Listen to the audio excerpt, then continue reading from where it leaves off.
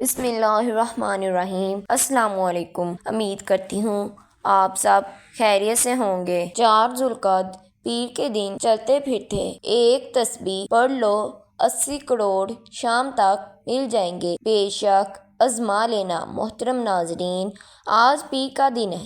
ایک خاص عمل آپ کی خدمت میں پیش کرنے لگی ہوں۔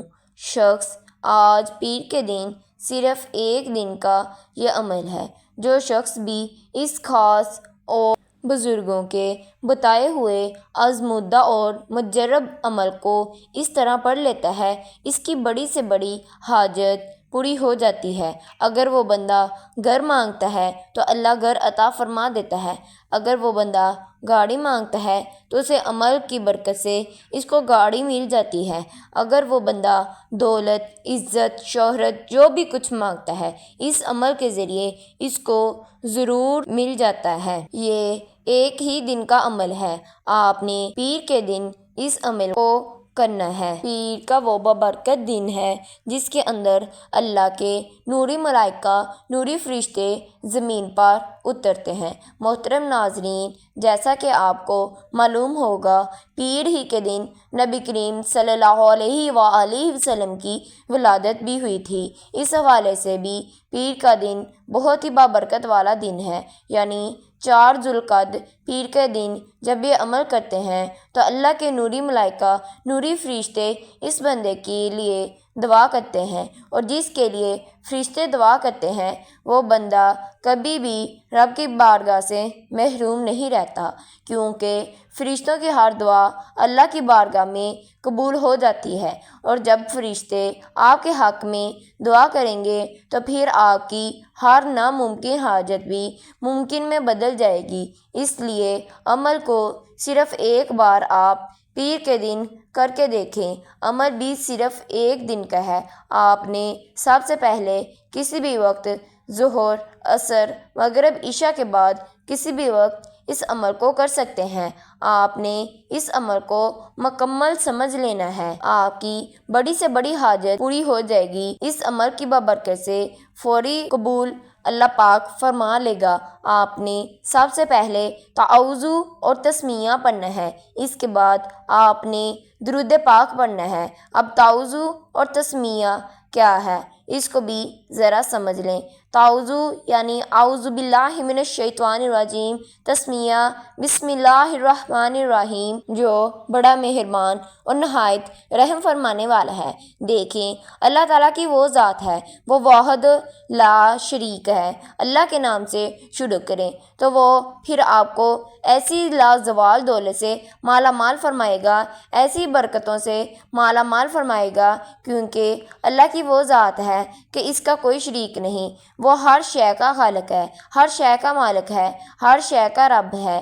اللہ وہ ہے کہ جو زمین و آسمان کے خزانے اس کے قبضے قدرت میں ہے۔ جب آپ اس کے نام سے شروع کریں گے تو اپنے خزانے آپ کے لیے کھول دیتا ہے، کیونکہ ارض سما کا مالک ہے۔ جتنی زمینیں، جتنے آسمان ہیں، وہ تمام زمینوں کا بھی مالک ہے، تمام آسمانوں کا بھی مالک ہے، اور وہ خالق ہے، کیونکہ وہ تو ہمارے دلوں کی چھپی ہوئی چیزوں کو بھی جانتا ہے، سینے میں دکھے ہوئے رازوں کو بھی جانتا ہے۔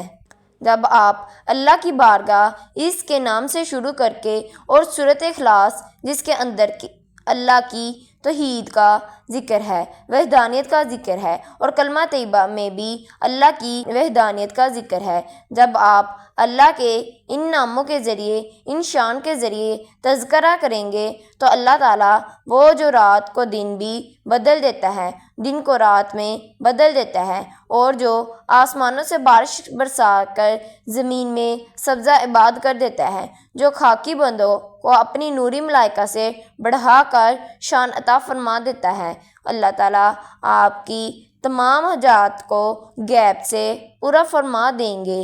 اور الحمدللہ اس عمل کو جب کریں گے تو مجبور ہو کر آپ عمل کی تعریف کریں گے، کیونکہ یہ عمل ہی ایسا ہے جس بندے نے بھی اس نے ہمیشہ اس کی تعریف کی، اور بہت سارے لوگ تو وہ جو ہر پیر اس عمل کو کرنے کے معمول بنا لیا ہے۔ آپ نے تعوذ اور تسمیہ کو 3 مرتبہ پڑھنا ہے۔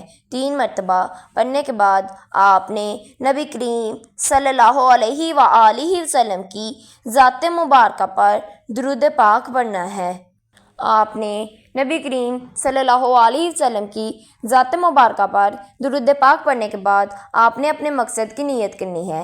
آپ کا جو بھی مقصد ہے، جو بھی حاجت ہے، اس کی نیت کر لیں۔ آپ نے سورۃ اخلاص کو اور کلمہ طیبہ کو کتنی مقدار میں پڑھنا ہے، یہ بھی میں آپ کو بتا دیتی ہوں۔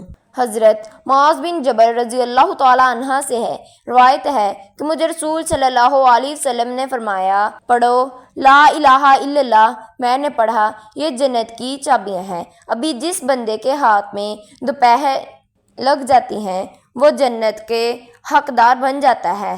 آپ نے لا الہ الا اللہ کو جنت کی چابیاں کہا ہے۔ آپ نے پہلے نمبر پر لا الہ الا اللہ محمد الرسول اللہ صلی اللہ علیہ وآلہ وسلم کو پڑھنا ہے۔ آپ نے ایسے پورا پڑھنا ہے۔ لا الہ الا اللہ محمد الرسول اللہ صلی اللہ علیہ وآلہ وسلم کو آپ نے 11 مرتبہ پڑھنا ہے۔ آپ چاہیں ہاتھ کی انگلیوں پر پڑھ لیں، آپ چاہیں تسبیح کے دانوں پر پڑھ لیں۔ آپ نے لا الہ الا اللہ محمد الرسول اللہ صلی اللہ علیہ وآلہ وسلم کو 11 مرتبہ پڑھنے کے بعد اپنے ہاتھوں پر دم کر لیں اور اپنے پورے جسم پر پھیر لیں۔ آپ نے اس کے بعد سورۃ اخلاص کو پڑھنا ہے۔ سورۃ اخلاص رب کائنات کی وحدانیت بیان کرتی ہے، رب کی بڑائی بیان کرتی ہے۔ سورۃ اخلاص پڑھنے سے آپ کی تمام حاجات پوری ہو جائیں گی، تمام مشکلات ختم ہو جائیں گی۔ آپ نے سورۃ اخلاص کو 1 تسبیح پڑھنی ہے۔ آپ نے سورۃ اخلاص کی 1 تسبیح پڑھنی ہے اور اس کے بعد آخر پر جو وظیفہ کرنا ہے وہ وظیفہ سورۃ فاتحہ کا وظیفہ ہے۔ سورۃ فاتحہ قرآن مجید کی بہت ہی پیاری اور خوبصورت سورت ہے۔ سورۃ فاتحہ پڑھنے سے آپ کی تمام بیماریاں، تمام تکلیفیں دور ہو جائیں گی۔ آپ نے سورۃ فاتحہ کو 3 مرتبہ پڑھنا ہے۔ سورۃ فاتحہ کو 3 مرتبہ پڑھنے کے بعد آپ نے آخر پر نبی کریم صلی اللہ علیہ وآلہ وسلم کی ذات پر 3 مرتبہ درود پاک پڑھنا ہے۔ درود پاک پڑھنے کے بعد آپ نے اللہ کے سامنے اپنی حاجات کو بیان کرنا ہے۔ اگر آپ نے میرے چینل کو سبسکرائب نہیں کیا، میرے چینل کو سبسکرائب کر دیں۔ اللہ حافظ۔